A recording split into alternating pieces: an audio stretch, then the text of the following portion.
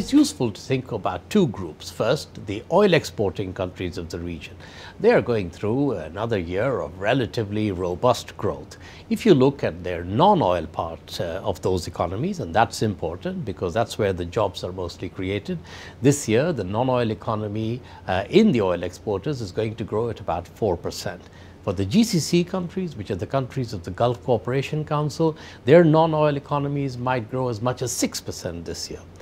However, if you look at the oil importing countries, and this is the countries, some of which are in crisis, some of which are in political transition, this group of countries is going to have another year of relatively modest growth, about 3%.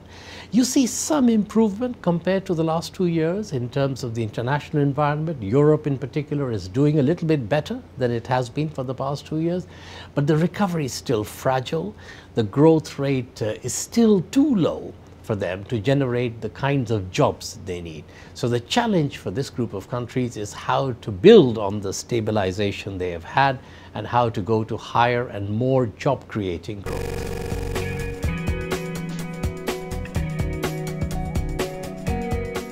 I think in every country in the region, trying to embark now on stabilization and growth is made more complicated because of the political transition in some cases, because of social unrest in others, because of the risk of conflict. Now the IMF is involved with all the Arab countries in transition.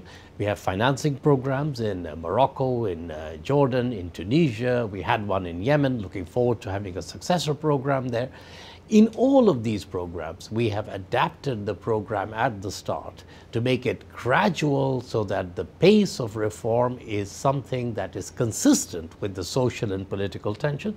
And when these countries have experienced shocks, for example, in the case of Jordan, after the program that they embarked on 2 years ago started, there was the additional shock of Syrian refugees, which has had a big impact on the Jordanian economy. We have adapted the program targets to take into account the consequence of these shocks. So the IMF's approach is to tailor each program to the priorities and needs of each country, to recognize the political and social context within which reform has to take place, and to adapt and adjust as we implement to reflect shocks